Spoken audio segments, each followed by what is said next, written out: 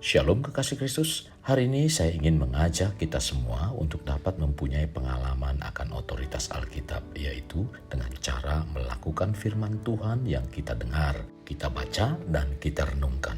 Para pendengar renungan melekat dalam Tuhan, agar hidup kita mempunyai pengalaman akan otoritas Alkitab, hendaknya kita melakukan setiap perintah-perintahnya. Percayalah, Tuhan itu pasti menerangi jalan hidup kita. Mari kita berdoa. Tuhan Yesus, terima kasih buat kesempatan yang indah pada hari ini. Kembali kami diisi dengan kebenaran firman-Mu melalui renungan melekat dalam Tuhan.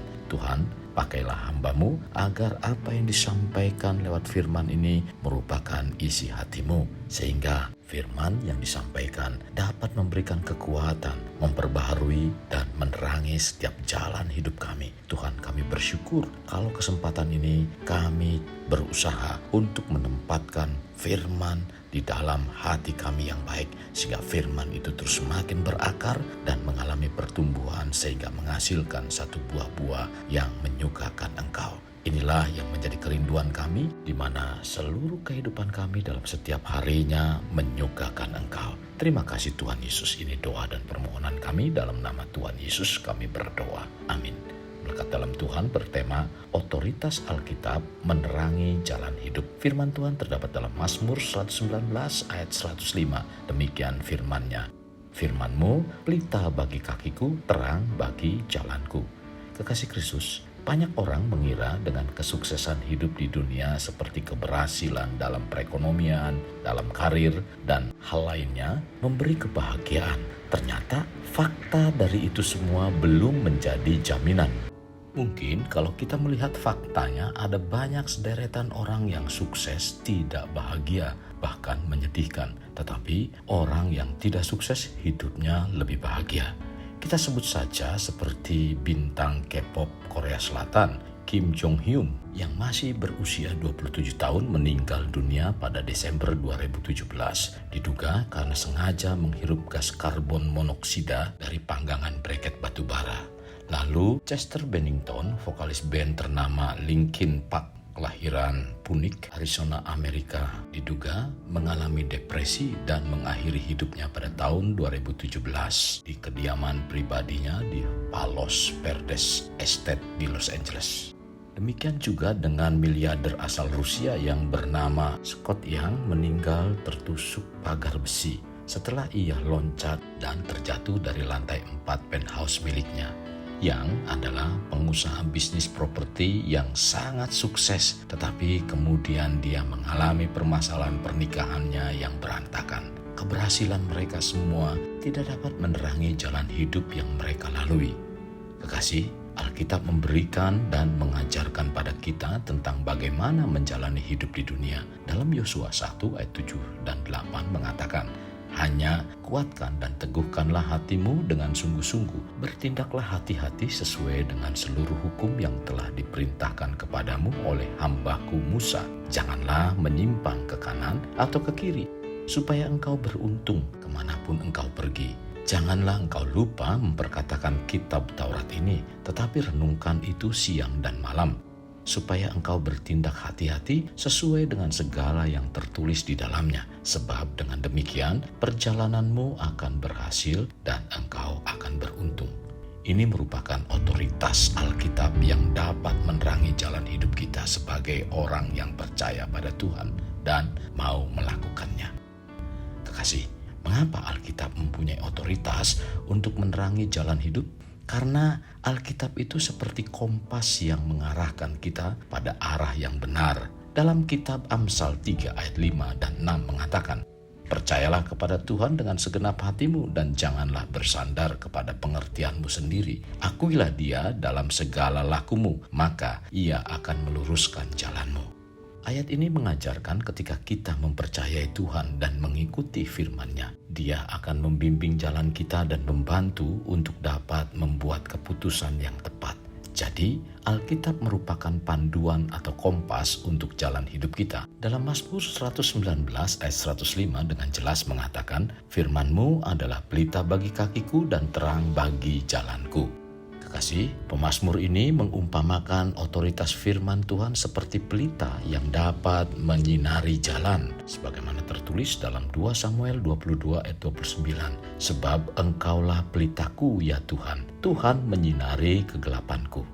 Kekasih, sesungguhnya kita telah banyak mendengar firman Tuhan yang mungkin juga memberi peringatan akan pentingnya untuk mengingat-ingat, merenungkan, dan menyimpan firman Tuhan dalam hati.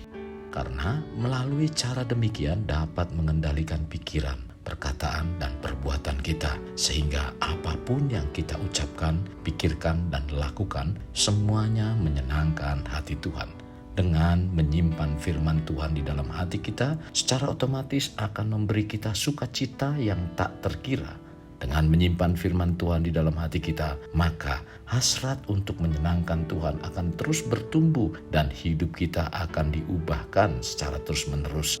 Karena pikiran, hati, dan roh kita diisi dengan firman Tuhan yang menguatkan dan membangun. Dengan demikian, Tuhan melalui otoritas firman-Nya yang meluruskan jalan kita. Itulah yang disebut dengan otoritas Alkitab atau firman Tuhan yang dapat menerangi jalan hidup.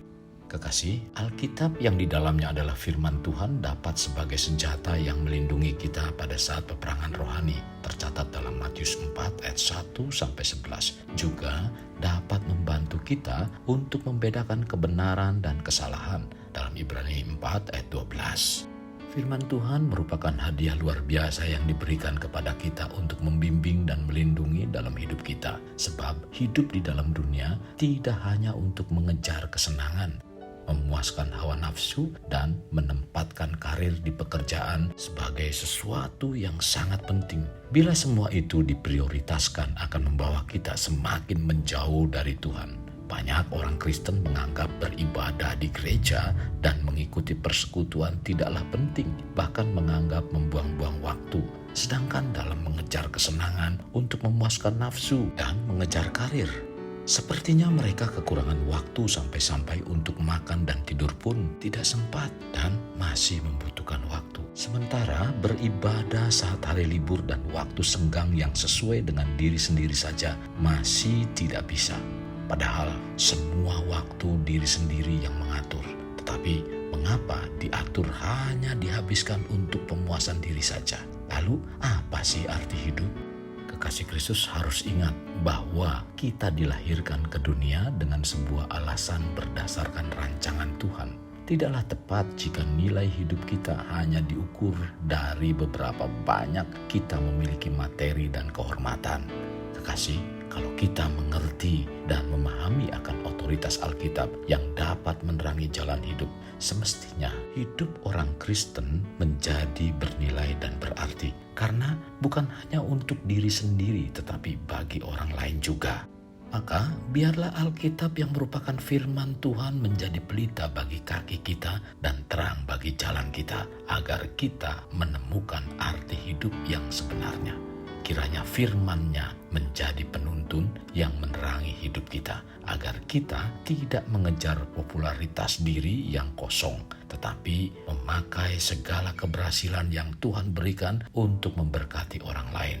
Kehidupan seperti inilah yang menjadikan otoritas Alkitab menerangi jalan hidup. Kekasih Kristus, mari bawa hidup kita menjadi pribadi yang dapat memerdekakan orang dari belenggu kehidupan, layaknya terang yang menerangi kegelapan. Karena itulah yang Tuhan inginkan pada kita sebagai warga kerajaan Allah. Mari kita berdoa. Tuhan Yesus, terima kasih buat firman yang disampaikan pada hari ini. Kami sangat diberkati dengan firman melalui renungan ini. Karena melalui firman itulah jalan hidup kami dapat menjadi terang, karena firman-Mu lah yang menerangi jalan hidup kami. Kami bersyukur buat renungan hari ini. Biarlah Tuhan mampukan kami untuk senantiasa hidup kami diisi dengan kebenaran firman-Mu, agar kami menjadi pribadi-pribadi yang menyukakan Engkau. Dengan firman-Mu juga jalan hidup kami ada dalam jalan yang terang dan dapat menjadi berkat bagi orang yang ada di sekitar kami. Terima kasih Tuhan Yesus. Ini doa dan permohonan kami yang kami alaskan dalam nama Tuhan kami Yesus, kami berdoa. Amin. kasih Kristus, mari kita akhiri dengan mengedahkan kedua tangan kita. Terimalah anugerah berkat dari Allah Bapa, kasih sayang daripada Yesus Kristus, dan persekutuan dengan Roh Kudus yang memberkati, melindungi, dan menyinari engkau dengan wajah-Nya, serta memberi engkau kasih karunia di mana Tuhan menghadapkan wajah-Nya kepadamu dan memberi engkau damai sejahtera. Tuhan juga mencurahkan berkat secara rohani, berkat secara jasmani, dan berkat secara ekonomi, di mana berkat Abraham, berkat Ishak, berkat Yakub dicurahkan dan dilimpahkan dari saat sekarang sampai Maranatha tiba, dalam nama Tuhan Yesus. Amin. Sampai jumpa di renungan berikutnya. Tuhan Yesus memberkati.